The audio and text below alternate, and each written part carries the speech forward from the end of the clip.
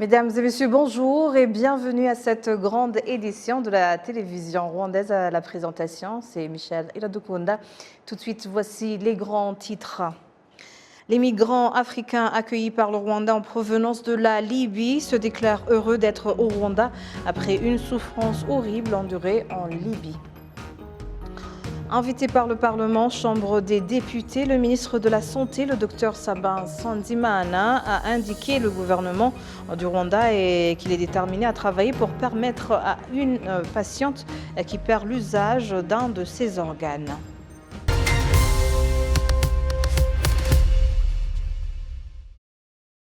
Les migrants africains accueillis par le Rwanda en provenance de la Libye se déclarent heureux d'être au Rwanda après une souffrance horrible endurée en Libye. Ils souhaitent tout de suite quitter le camp de transit pour trouver des pays où ils puissent s'établir définitivement. Les détails avec Jean Damascène Manishim. L'heure du repas au camp de transit d'Ogashora, au sud-est de la capitale rwandaise Kigali. Il s'agit des migrants venus de Libye que le Rwanda accueille depuis septembre 2019. Une réalité obtenue au terme d'un accord entre le Rwanda, le Haut Commissariat des Nations Unies pour les réfugiés et l'Union africaine. Ils viennent essentiellement du Soudan, de l'Éthiopie, de l'Érythrée, de la Somalie, du Cameroun, du Nigeria, du Tchad et du Soudan du Sud. Même si ces migrants se sentent un peu soulagés au Rwanda, ils sont loin d'oublier la vie atroce de la Libye. Like I am in my country, so I feel safe in Rwanda more than Libya because in Libya. Ici, je suis très content et je suis libre comme si j'étais dans mon pays. Je me sens plus sécurisé au Rwanda qu'en Libye parce que là-bas, tu pouvais être attrapé et mis en prison, à moins que tu payes de l'argent. Certains des nôtres ont risqué leur vie et sont morts en prison. Dans les prisons, il y avait les persécutions sur base de religion. Par exemple, pendant le Ramadan, on nous forçait à jeûner, même si on n'était pas musulman. In prison in time of Ramadan, so they will force you to fast, whether you are not Muslim. Ce témoignage de ce migrant soudanais est partagé par cette femme érythréenne qui est arrivée au Rwanda en 2022 après une souffrance de 4 ans en Éthiopie, au Soudan et en Libye.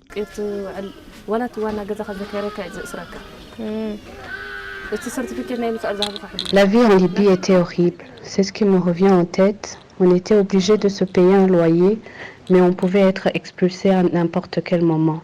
On déménageait, mais en vain. On se retrouvait dans une même situation. J'ai essayé de payer le bateau pour aller en Europe, mais j'ai été arrêté et ramené en Libye. On m'a emprisonné et on m'a ravi mes documents du HCR. C'est vraiment un souvenir horrifiant.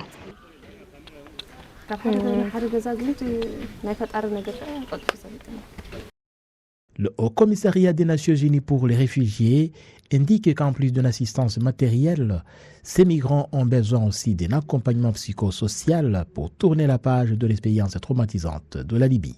On discute pour eux pour essayer de diminuer le trauma qu'ils ont subi. Il y a des services d'activités récréatives pour les enfants. Nous leur donnons de la nourriture, mais aussi nous les aidons à développer quelques compétences et qualifications pour les permettre d'avoir des bases solides pour trouver une solution durable dans un autre pays tiers.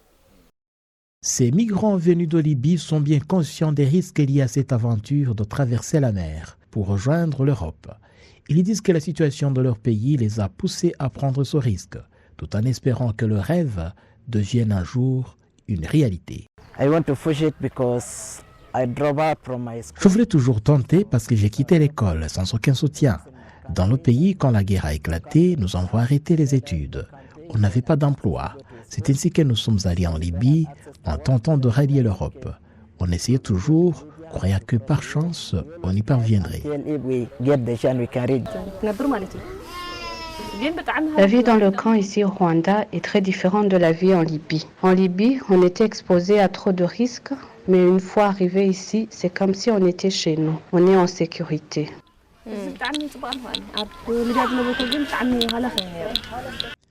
Le gouvernement du Rwanda se déclare résolu à poursuivre l'intégration de ces migrants de Libye en transit au Rwanda, jusqu'à ce qu'ils trouvent des pays d'accueil de façon régulière, une situation différente de ce que le Rwanda pourrait accueillir si jamais l'accord avec le Royaume-Uni et mise en pratique. La plupart des migrants qui viennent ici, on dirait qu'ils sont, surtout ceux en provenance de la Libye, qui sont en transit. Ils viennent, et ils ont un endroit où ils sont installés, logés, nourris. Ceux qui veulent travailler, s'ils peuvent trouver du travail, ils vont trouver du travail. Ceux qui veulent étudier ou veulent apprendre le Kinyarwanda, ils vont l'apprendre. Mais la plupart d'entre eux cherchent à émigrer ailleurs. Mais cette fois-ci, ça se fait d'une façon régulière, légale. Et la plupart d'entre eux sont déjà partis. Ce qui est différent avec les migrants qui viendront si le processus avance jusqu'au bout du Royaume-Uni, où ils pourront être intégrés. C'est comme ça que prévu l'accord entre les deux pays. Eux, ils seront intégrés avec les Rwandais. Mais n'oubliez pas aussi qu'il est prévu que s'ils veulent retourner dans leur pays, ils seront aidés pour retourner dans leur pays. Que s'ils veulent immigrer d'une façon régulière, ils auront le droit de le faire. Et s'ils veulent s'intégrer avec les Rwandais, ils pourront également le faire, avoir une résidence, être réfugiés, être migrants ou même avoir la nationalité rwandaise. C'est ouvert. D'après le Haut Commissariat des Nations Unies pour les réfugiés, depuis septembre 2019, le Rwanda a accueilli plus de 2000 migrants en provenance de la Libye. Plus de 1200 d'entre eux ont déjà trouvé d'autres pays d'accueil, hors du continent africain. En plus de ces migrants, le Rwanda abrite également environ 130 000 réfugiés, essentiellement congolais et burundais. Invité par le Parlement, Chambre des députés, le ministre de la Santé, le Dr Sabin Nsanzimana, a indiqué le gouvernement du Rwanda être déterminé à travailler pour permettre à une patiente qui perd l'usage de ses organes qu'elle puisse bénéficier de soins nécessaires afin de ne pas être obligée d'être immobilisée et inapte à tous travaux. Les détails avec Patrick Nilidanti. Dans le cadre du suivi de l'action gouvernementale, le ministre de la Santé, Dr Sabin Nsanzimana, ainsi que la directrice générale adjointe de l'Office rwandais en charge de la sécurité sociale, Madame Louise Kayonga, ont été invités à éclairer les parlementaires sur le dernier rapport de la Commission en charge des droits de la personne pour l'exercice 2022-2023. Certaines des questions posées étaient liées aux services médicaux pour les personnes vivant avec handicap, aux soins médicaux pour les personnes âgées. Dans son intervention, le ministre Sabin Nsanzimana affirme que 7,5 milliards de francs rwandais sont nécessaires chaque année pour prendre soin de la santé des personnes vivant avec handicap. D'ici à 2030, il faudra au moins 52 milliards de francs rwandais. Concernant les équipements et les médicaments que les patients ne reçoivent pas et qui ont été prescrits par le médecin, le ministre Nsanzimana a déclaré qu'avant, il y avait une liste de 887 médicaments que le patient pouvait obtenir grâce à son assurance. Maintenant, depuis une mise à jour récente, cette liste comprend 1400 médicaments. Il a ajouté que cette liste pouvait être allongée pour inclure de services coûteux tels que le traitement du cancer et la transplantation rénale qui ont été introduits dans le pays. Le ministre de la Santé a interpellé les patients à se rendre aux services les plus proches lorsqu'ils reçoivent une prescription médicale. En ce qui concerne la mutuelle de santé, au Rwanda, 80% des patients reçoivent un traitement au niveau primaire. La directrice générale adjointe de l'Office rwandais en charge de la sécurité sociale, Louise Kayonga, indique que l'année dernière, le nombre d'usagers de l'assurance maladie, mutuelle de santé, a augmenté de plus de 90%. 70 milliards de francs rwandais ont été utilisés pour fournir des services aux membres de cette mutuelle. Certains députés ont souligné que le fait que le nombre réel de personnes handicapées soit encore inconnu constitue un obstacle majeur dans la détermination du budget qui sera utilisé pour leur fournir de services. La direction du district de Rulindo indique être en discussion avec ceux qui ont des proches inhumés dans différents mémoriaux qui seront fusionnés pour que les corps soient transférés dans le cadre de la fusion des mémoriaux de génocide perpétrés contre les Tutsis. Des détails avec Kassim Youssouf. Le programme septennal du gouvernement NST1 prévoit que les mémoriaux où sont inhumées les victimes du génocide perpétré contre les Tutsis seront fusionnés en 2024. Mais ce programme se poursuit un peu partout dans les districts. Certains habitants de Rurindo estiment que ce programme est bon, mais souhaitent avoir plus d'informations irrelatives. Il faudrait que les citoyens soient d'abord informés pour avoir une convergence d'idées et les transférer selon la résolution commune prise. Je ne sais pas ce qui avance à propos des mémoriaux, mais comme ils sont là depuis longtemps, ils sont vétustes, mais si on en construit d'autres ou qu'on les répare, c'est aussi mieux.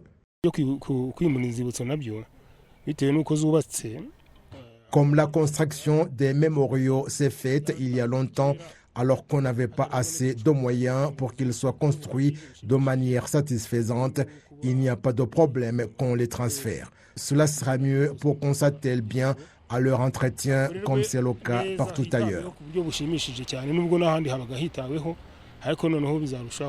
Le maire du district de Rurindo, Mokanyirigira Judith, indique que des discussions avec les rescapés du génocide perpétré contre les Tutsis sont en cours pour voir comment accélérer cette activité.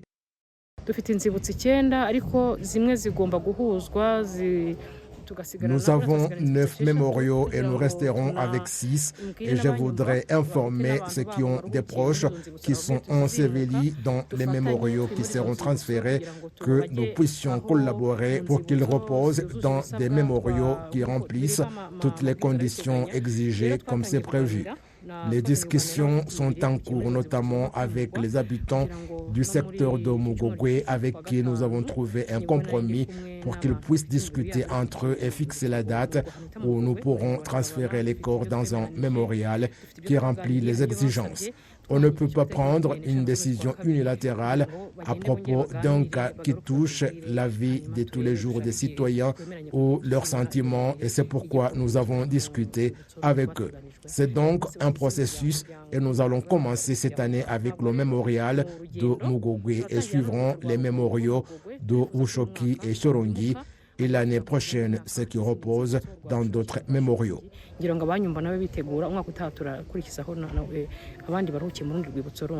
Il est prévu des activités de construction des mémoriaux où seront rassemblés les corps des victimes du génocide perpétré contre les Tutsis qui seront déplacés des mémoriaux modestes pour que l'hommage leur soit davantage rendu et pour préserver l'histoire du génocide perpétré contre les Tutsis. Certaines personnes en situation de handicap auditif soulignent que leur niveau de formation est très satisfaisant et qu'ils opèrent maintenant dans des domaines qui, pour certains, ne sont pas de leur prédilection. Leurs employeurs estiment qu'ils sont productifs si ils leur ont fait confiance. Les détails avec Kassim Youssouf. Gwanda Steven vit avec un handicap auditif. Il travaille en tant que serveur dans un coffee shop à Musambira, en district de Kaboni, sur la route Kigali-Muhanga et s'entretient avec les clients à l'aide de la langue des signes. Certaines personnes peuvent s'exprimer à l'aide de la langue des signes et le dialogue est facile. D'autres, c'est difficile. Ils donnent la commande par ordinateur et on me la montre et je l'exécute après l'avoir lu. Kanyarwanda n'est pas le seul à travailler dans ce coffee shop car on y trouve environ 8 autres avec déficience auditive dans différents domaines. Ouasse Maïmouna est l'une d'eux et dit qu'elle apprécie à juste titre son travail et qu'elle est confiante en son avenir. J'apporte du soutien à ma famille, j'aide mon enfant et je prépare mon avenir. Je soutiens quiconque de ma famille fait face à un problème grâce à ce que je gagne ici. Ils ont été embauchés parce qu'ils sont capables malgré leur situation de handicap, mais l'essentiel c'est que leurs employeurs et les clients leur accordent de la confiance et reconnaissent leurs aptitudes. Ce n'est pas parce qu'ils ont une quelconque déficience qu'ils ne sont pas capables et je peux en témoigner. Cela fait 3 ans que j'ai essayé et j'ai trouvé qu'ils travaillent bien et j'ai envie d'accroître leur effectif. Ils n'ont pas des choses qui les distraient et ils ont une particularité dans la manipulation manuelle. Tout ce qu'ils entreprennent est bien fait. À Moussambira, tout comme à Nyanza, différents services en relation avec le tourisme sont octroyés aux utilisateurs de cette route. Environ 18 personnes en situation de handicap y ont trouvé du travail. Ceux qui travaillent avec des personnes en situation de handicap disent qu'ils ont par ailleurs la chance d'apprendre la langue des signes. Lorsqu'on a déjà appris la langue des signes, la communication devient facile. On dialogue et on échange les idées surtout avec nos camarades de coffee shop. Nous leur apportons certaines astuces dans la préparation du café, surtout que nous avons plus d'expérience qu'eux. Le fait que l'entreprise Stafford emploie des personnes en situation de handicap, cela est un pas appréciable réalisé surtout dans la transformation des mentalités chez certains employeurs et cela démontre en outre que ceux qui vivent avec un handicap peuvent être productifs si on reconnaît leurs aptitudes et qu'on leur accorde de la confiance. Les témoignages des familles nécessiteuses en district de Lulindo sont unanimes. Les près de 100 000 francs rwandais qu'elles ont reçus du programme VOP Vision 2020, Moulengue Programme, leur ont permis de quitter le seuil de l'extrême pauvreté en se lançant dans des petits projets générateurs de revenus. Les récits avec Patrick Nilidandi. Nyiranzita Bifura Beata vit en secteur Rusigadou du district de Rulindo. Elle a reçu un prêt de 100 000 francs rwandais dans le cadre du programme VUP, Vision 2020 Moulengue Programme. Grâce à ce prêt, elle a lancé un projet agricole avec un élevage de porcins qui, selon elle, a eu un impact significatif sur ses moyens de subsistance. J'ai donc acheté un cochon de 40 000 francs rwandais, mais aussi de quoi le nourrir et d'autres produits connexes. Puis, plus tard, l'animal a commencé à se reproduire. Même satisfaction de Ndakia Isenga, Jean Bosco, qui a pu se procurer un champ agricole pour seulement 100 000 francs rwandais du programme VUP.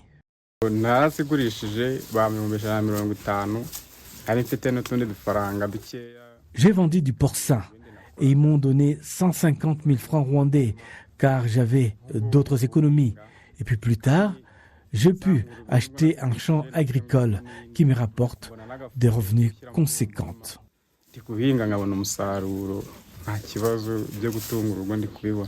En district de Rulindo, au cours des 3 dernières années, plus de 7 500 familles ont pu bénéficier de ce prêt. Le ministre de l'administration locale, Moussabimana Jean-Claude, souligne que ce programme met en évidence l'impact significatif de telles initiatives sur la population.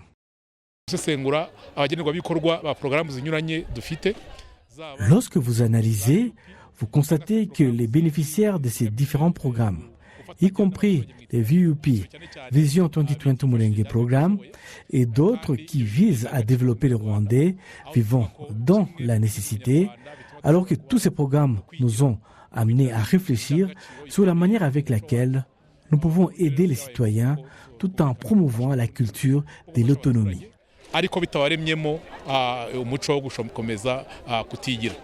Le nombre de personnes bénéficiant de ce prêt a considérablement augmenté après que les intérêts de prêt accordés par Moulengue Sacco ont été réduits à 2%, alors qu'ils étaient de 11% en 2019. La première édition de Access Summer School 2024 se tient cette année à Kigali, au Rwanda. C'est un événement organisé par l'Institut d'enseignement supérieur INES de Ruhengeri. L'objectif est de voir comment mettre en pratique les initiatives de collaboration entre les universités et les agents du marché de travail. Les participants à cette première édition viennent de 5 pays d'Afrique et le Rwanda et se réjouissent de la collaboration des agents et des partenaires du secteur d'éducation. Pourquoi? Parce nous aimerions identifier les talents dès le plus jeune âge, mais ceci s'assurer à ce que les enfants avec des talents se trouvant au milieu rural puissent aussi accéder, n'est-ce pas, à les infrastructures de l'éducation, mais aussi des technologies. Ce qui concerne l'éducation basée sur la technologie, bien sûr, les défis sont énormes, mais quand il s'agit de mettre accès aux infrastructures, bien sûr, il y a des écoles. Dans les écoles, il y a toujours les équipements, mais notre rôle, c'est de s'assurer à ce que ces enfants puissent avoir accès aux infrastructures beaucoup plus modernes, mais aussi nous collaborons avec des agences de l'État pour pouvoir, n'est-ce pas, assurer ces équipements et aussi mettre l'accent sur le contenu. Et c'est dans cette optique que nous nous assurons à ce que il y a la collaboration entre les universités, mais aussi les écoles secondaires environnantes pour pouvoir, n'est-ce pas, collaborer et éduquer les enfants et dans les sciences, mais aussi basé sur la technologie. Et voilà, merci de l'avoir suivi. Au nom de toute l'équipe qui a contribué à sa réalisation, je vous remercie. Bonne poursuite des programmes de la télévision rwandaise et d'ici là, portez-vous bien.